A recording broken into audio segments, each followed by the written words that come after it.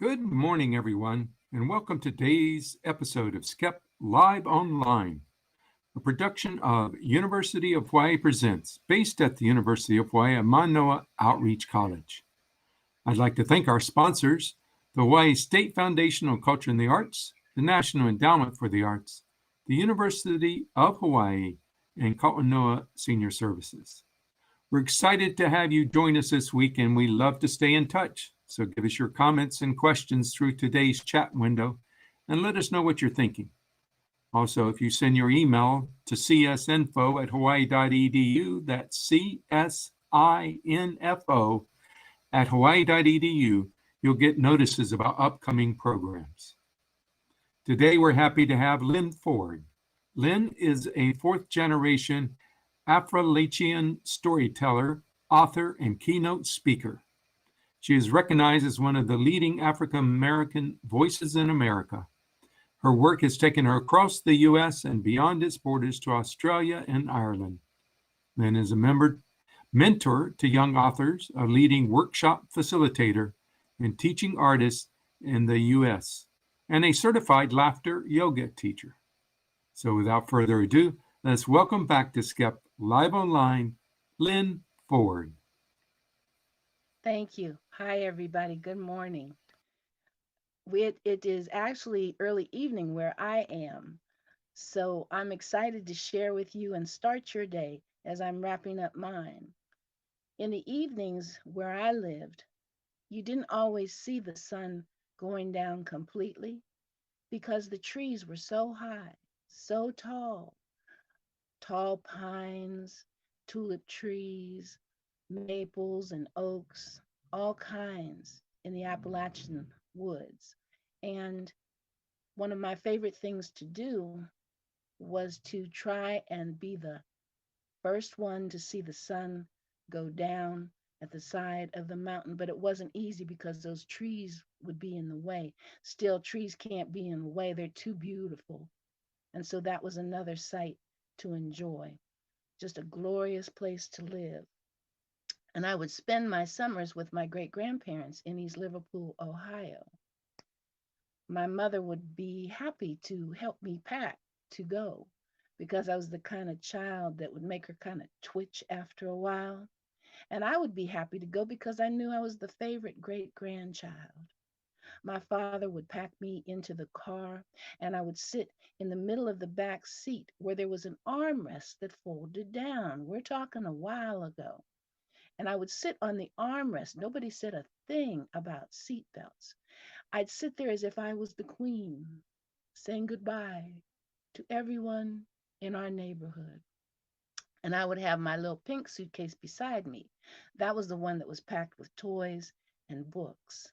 But mostly I just looked out the window at all the beauty that we passed until we got to East Liverpool, Ohio.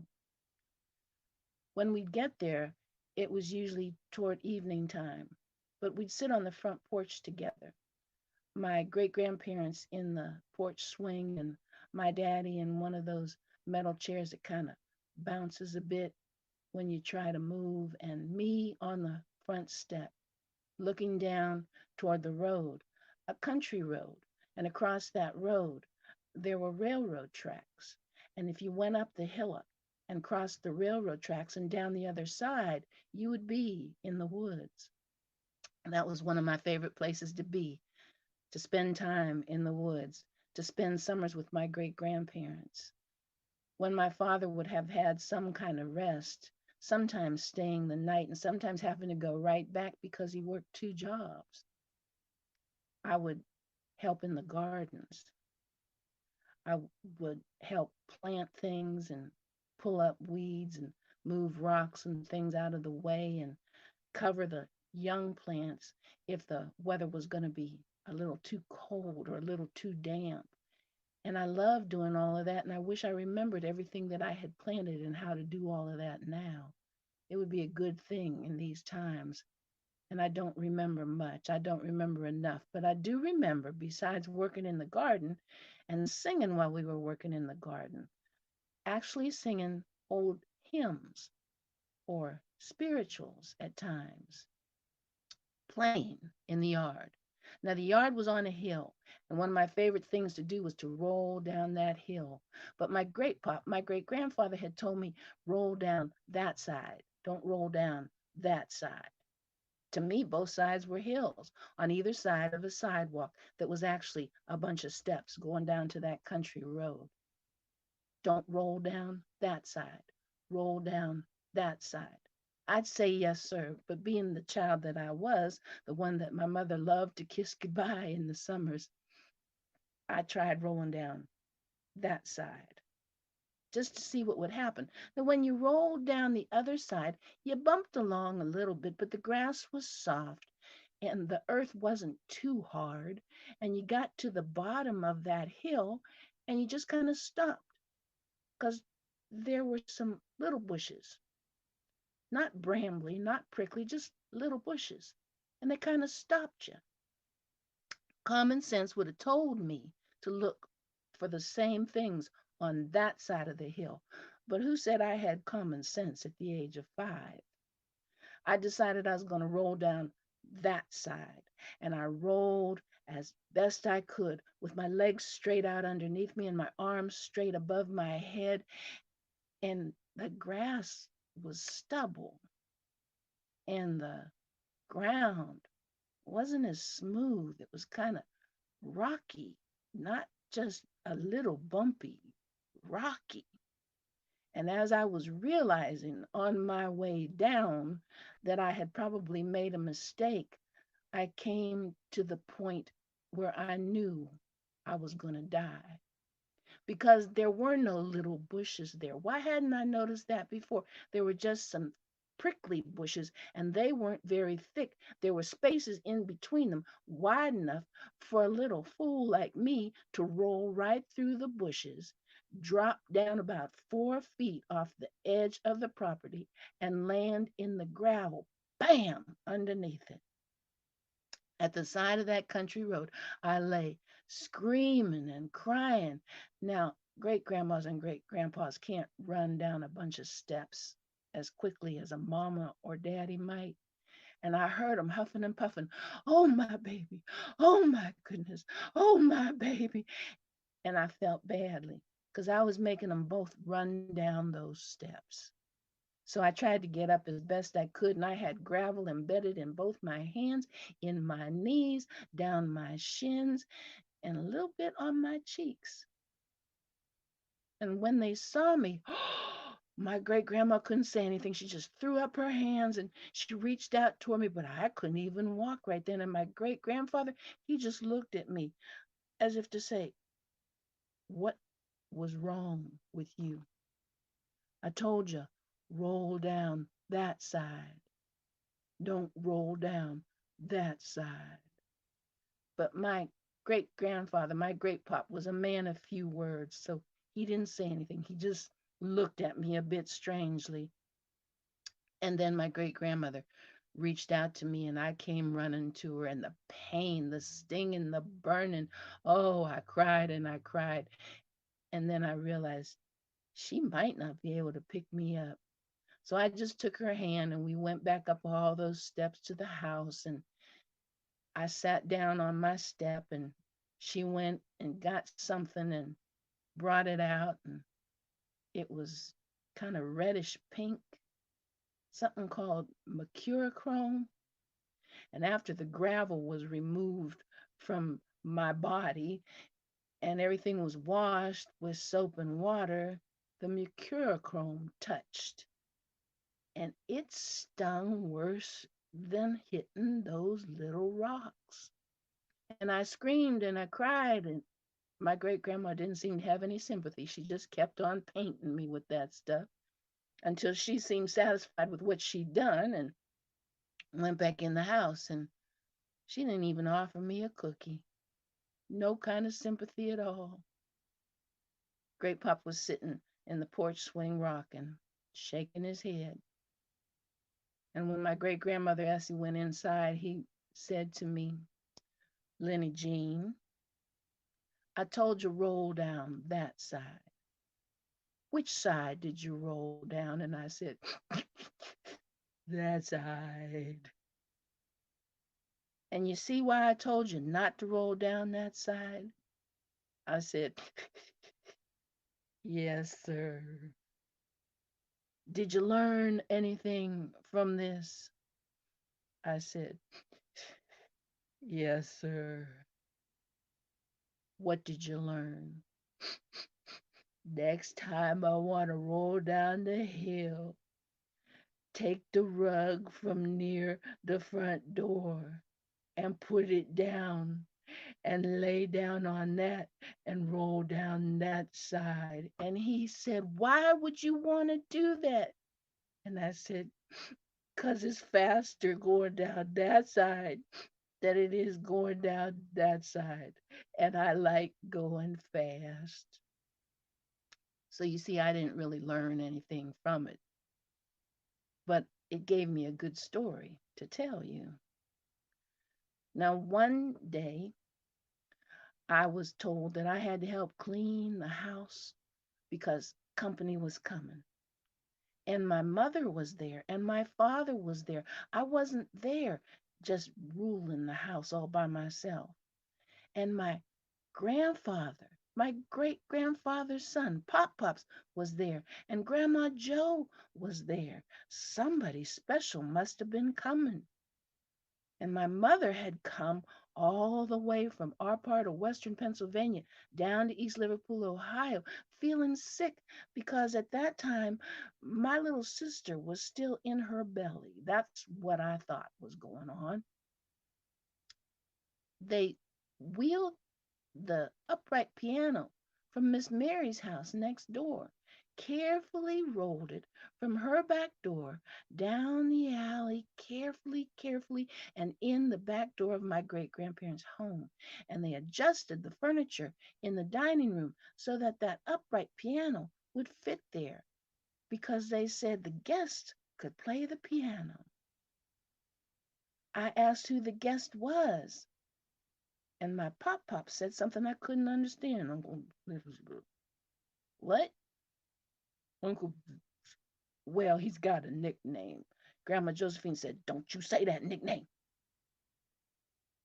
And I thought, I don't want to start an argument between those two.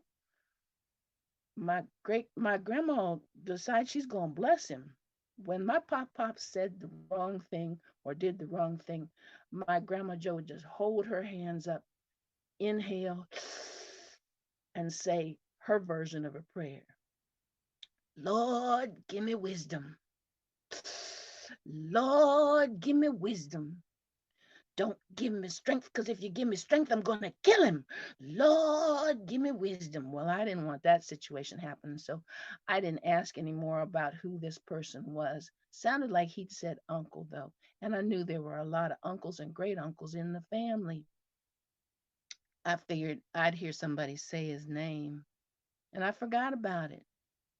The house was all clean. The cooking was all done. This was the next day. Everything was just about prepared, except for those last touches and the pouring of the gravy on this and that. The thin gravy that you use to add juices to the chicken or the turkey. The table was set with an old lacy tablecloth, and all the silverware was properly in place. I'd learned how to set a table. That was my job. Plates in the right place, bread plates in the right place, glasses set for water in the right place. Who was this special person? Well, I saw somebody coming up the steps. And as he came up the steps, he seemed to get taller and taller and taller and taller. He was a great uncle, and I didn't get his name. But what I did get was a surprise.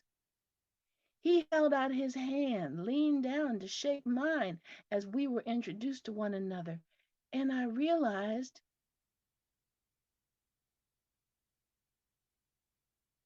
he had 6 fingers, a thumb, and 5 fingers. Now, my mother saw me staring at him, and she gave me that look, that mama look. And I didn't say anything except hello and yes, sir, and I don't remember what else. But the man had 6 fingers, a thumb, and 5 fingers. My mother said to me, "It seems to be a family trait. Every now and then somebody's born with an extra finger." And I said, "But mommy, I haven't seen anybody else with them." "That's because when they're born these days, folks just kind of pop them off. They pop them off. They wrap them with a little bit of medical cord and they take them right off. Does it hurt?" "No, couldn't hurt any more than being born might hurt." "Does being born hurt?" "Well, depends on which side of being born you're on." "Is my sister gonna hurt?" "No, I'm gonna do all the hurting for her. Now don't you say anything about that extra finger." But by that time I'd realized what my pops had called the man. 6 fingers. It was a nickname. Well, people were talking and carrying on conversation, and I was helping to bring things to the table. And the chairs were squeezed tightly together because great grandma's dining room table was small. There was also a seating plan just in case. Uncle Six Fingers was going to sit at the head of the table, and I was going to sit to his right. But across from me was going to be my mother, just in case she needed to kick a shin because I had said the wrong thing. Those same shins that had had gravel and mercurochrome. Next to me would be great grandma Essie, just in case mama couldn't reach me because, her belly was kind of big. Great grandma could reach over underneath the table and squeeze the skin on my thigh with a pinch that would make my eyes water. But I better not say anything and I better not cry. In other words, they had me surrounded, so I needed to behave myself, not ask the wrong question, not say the wrong thing. That was the plan. Across from great grandma Essie and next to my mother was my father. You see, they had separated us because my daddy was usually my partner in crime. He was either right beside me or somewhere behind me or leading me down the path of trouble. And we were enjoying every minute of it. So he was sitting across from great grandma next to my mother. And on the other side, Grandma Joe. They'd surrounded him with powerful women. So he better behave himself, just as if he was a little boy. Across from Grandma Joe was my pop for the same reason. Grandma Joe could kick his shins if she needed to. And great grandma Essie beside him, well, she could squeeze the skin of his thigh just the way she did mine. And at the other end of the table was Great Pop, who didn't say much of anything. Prayers were said to bless the table, and the food started getting passed around. And I was watching as Uncle Six Fingers reached for things and politely said thank you, but my mind was still counting, and I didn't realize that while my mind was counting, my mouth was moving.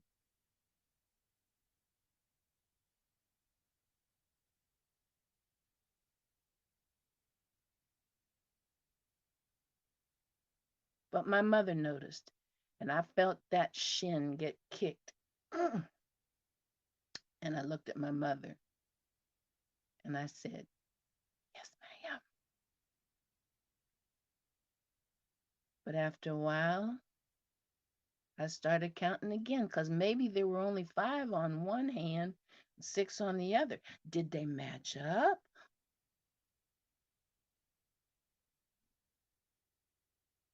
Yes, they did. And great grandma squeezed the skin of my thigh, and my eyes started to water. But I looked at her and I said,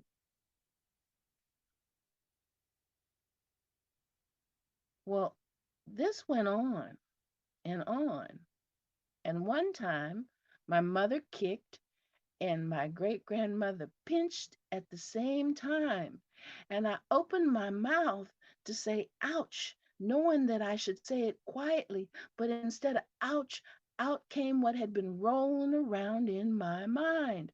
I opened my mouth and out came 6. And everything got quiet. My mother had those mama eyes on me. My father beside her was looking down and smiling. My grandma Josephine was glaring. My pop's shoulders were shaking. He was laughing. Grandma Essie was looking up to God.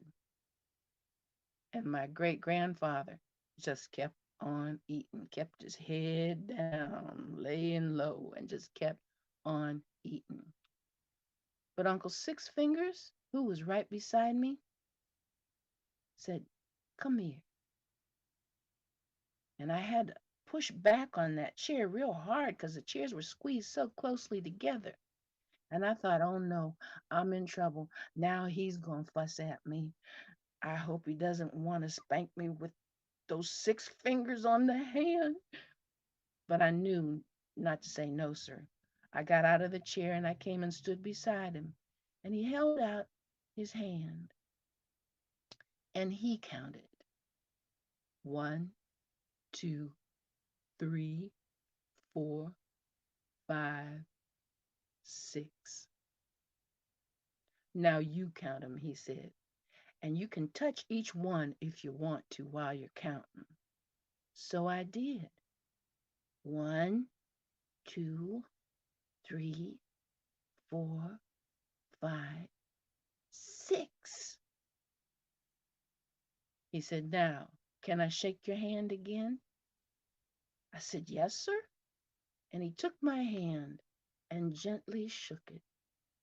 A handshake as soft and gentle as the ones my great grandmother would give. He said, can I hug you with my 6 fingers? I said, yes, sir. And he held me to his side and hugged me. And the hug was as sweet as any hug I'd ever had. Now, you got any questions for me? He asked. And I said, yes, sir. You play the piano? And I heard, no, she didn't. Oh, he said, yes, I do. I said, do you play it better because you got 6 fingers? He said, well, I can spread those fingers across the keys. I tell you what, after dinner, I'll play for you and you can sit beside me on the piano bench.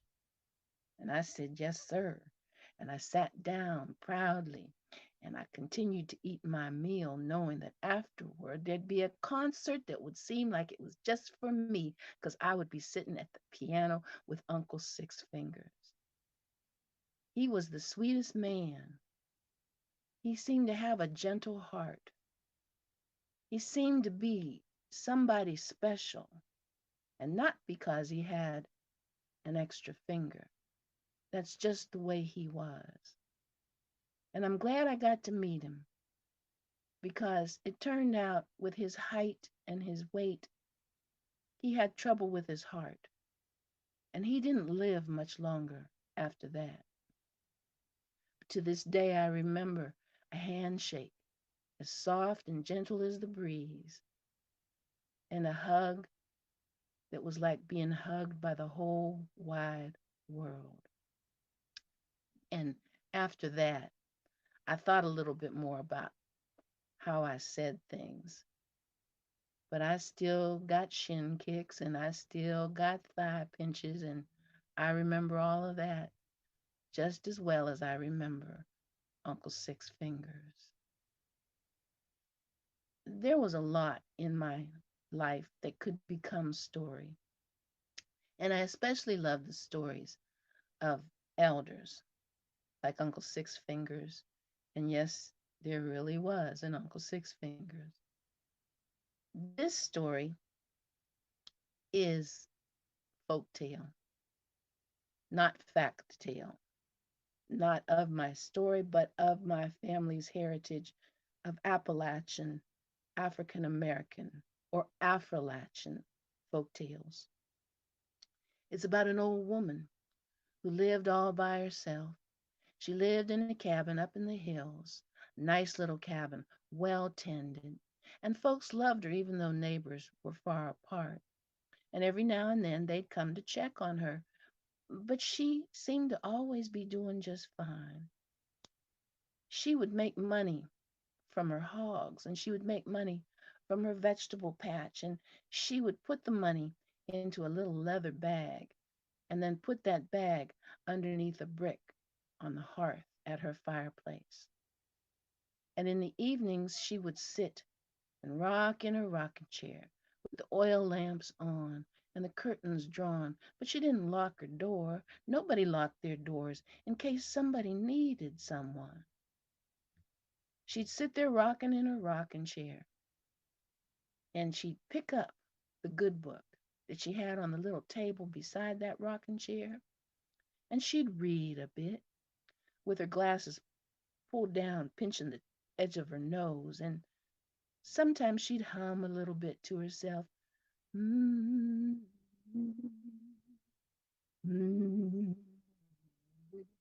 the way my great grandparents would hum and sing when they were working in the garden.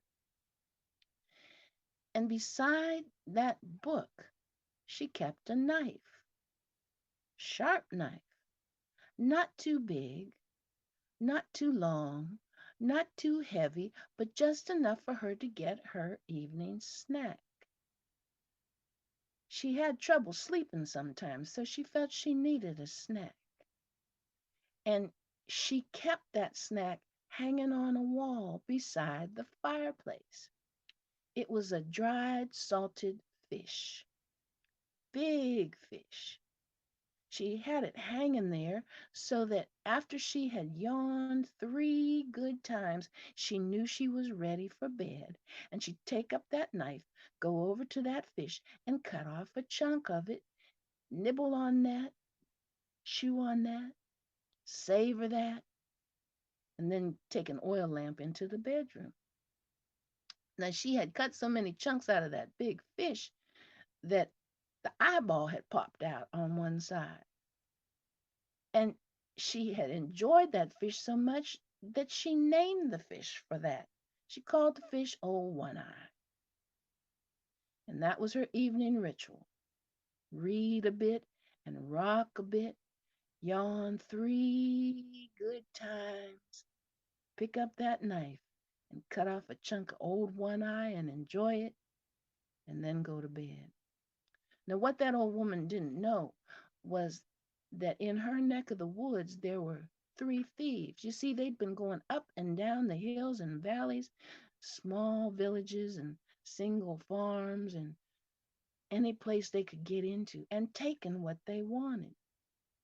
There was a big thief, and there was a kind of a little thief, and there was one who was so mean and ornery that both the others were afraid of him.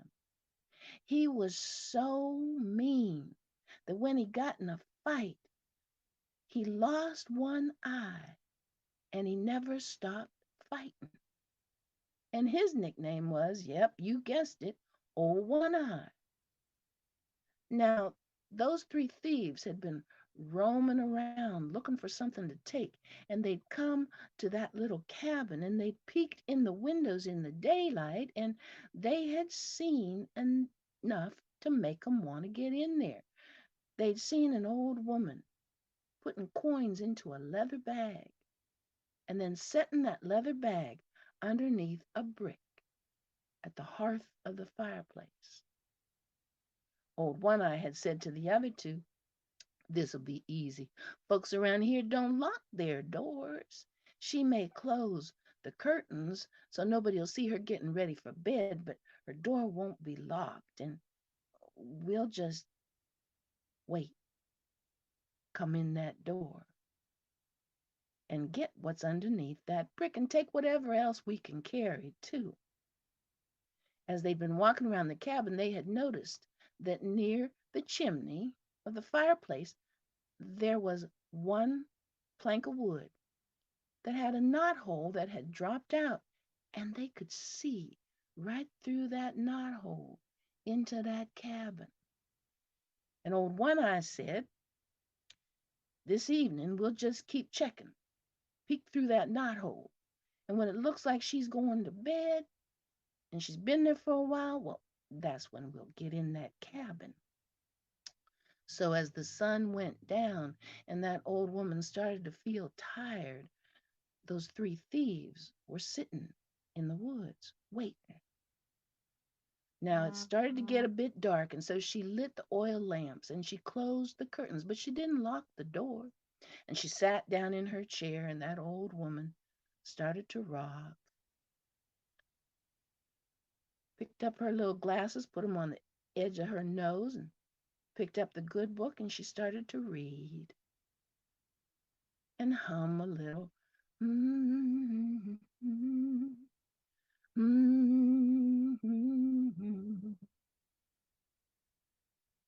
That one-eyed thief out in the woods said to the little one, "Go down there, peek through that hole, see if she's getting ready for bed."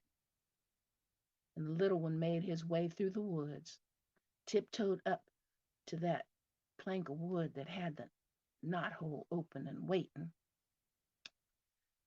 stood on his tippy toes and peeked through the knot hole, and right then that old woman yawned.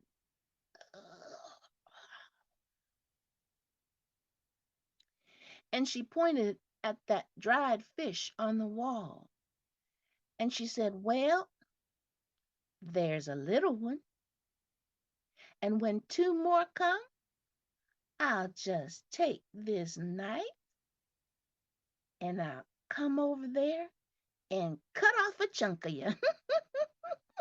Well, that little thief thought she could see him. He backed away from the knot hole. He turned around, tripped over his feet, made his way back into the woods. He said to old One Eye, "That woman has some powers. She can see through the walls. She looked right at me and she said, 'There's a little one. And after a while, when two more come, I'm going to cut off a chunk of you.'" That little thief ran through the woods till he got to the road, and he has not been seen since. Old One Eye said, "Oh, I should have known he'd be afraid out here in the woods in the dark. You, you go and peek through that knot hole. See what you can see." The big one said, but he said she has special powers. She's an old woman. She ain't got no special powers. Go down there and see if she's getting ready for bed." Well, the big one was still a bit afraid of old One Eye, so he got up and he walked out of the woods, tiptoed over to that plank with the knot hole, and crouched down so he could see through it. And as he peeked, the old woman yawned for the second time. Oh, oh. Well, there's a big one. And after this, when one more comes, I'm just going to take my little knife, come over there, and cut off a chunk of you.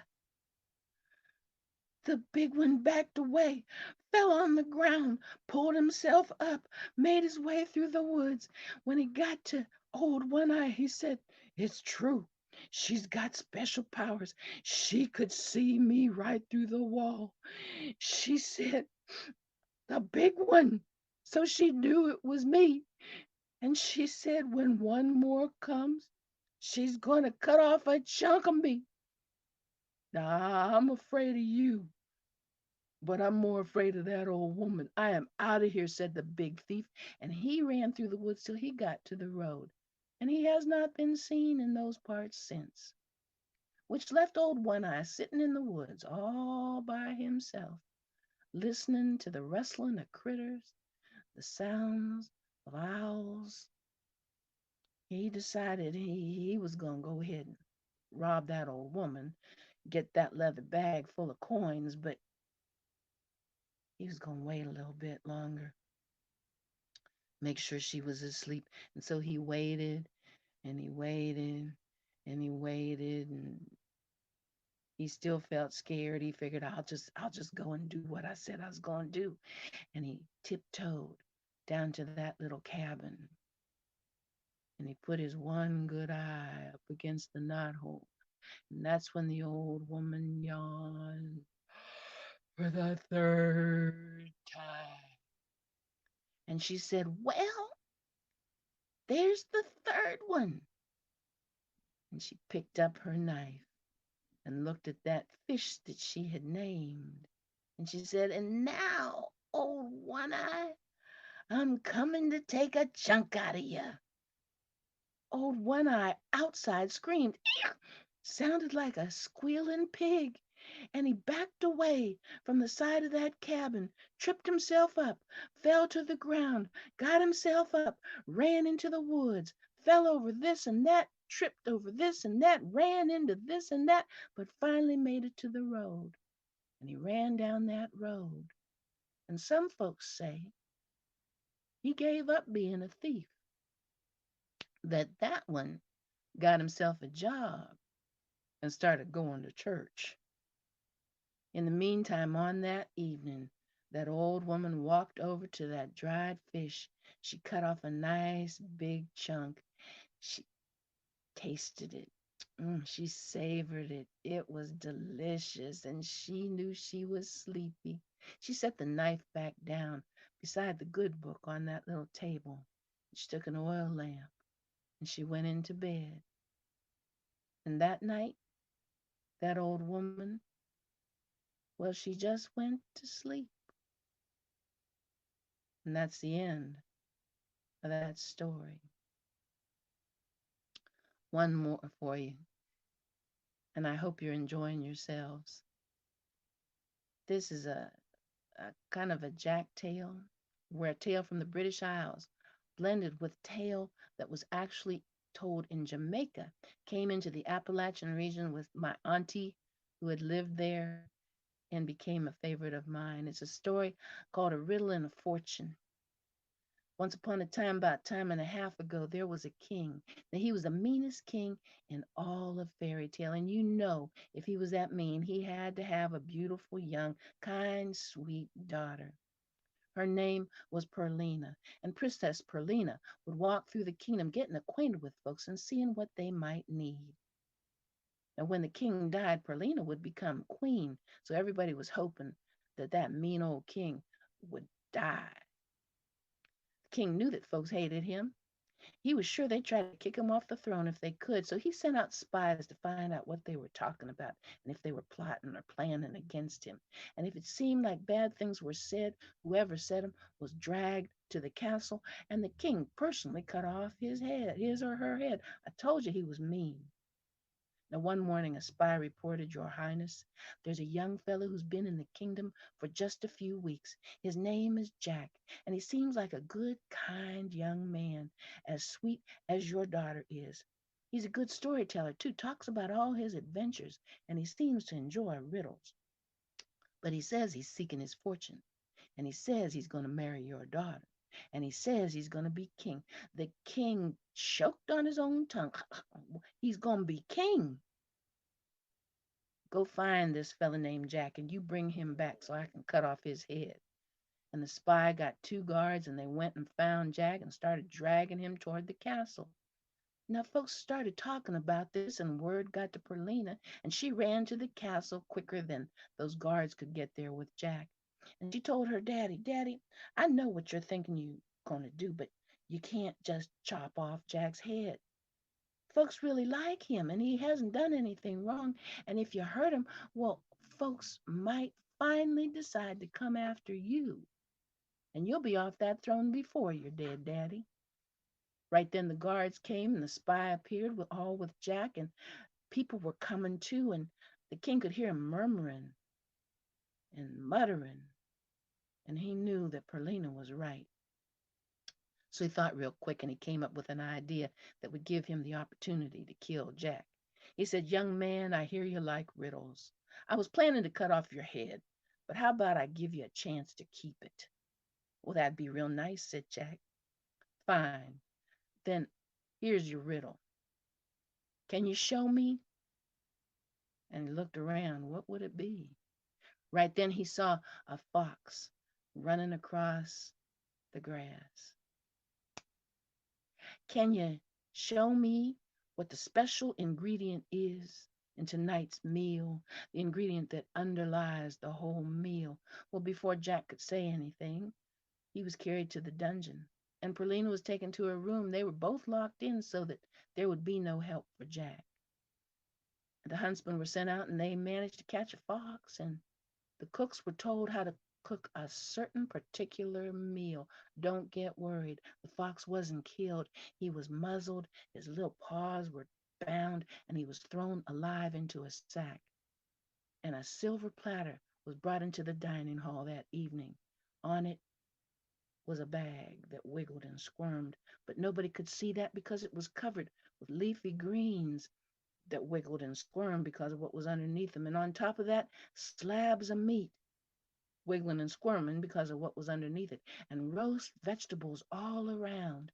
And Jack was brought up from the dungeon. The princess was brought down from her chambers, and Jack was asked, "What underlies this meal? What's the special ingredient?" Well, the king didn't know because the spy hadn't known, because nobody knew that Jack's last name was Fox.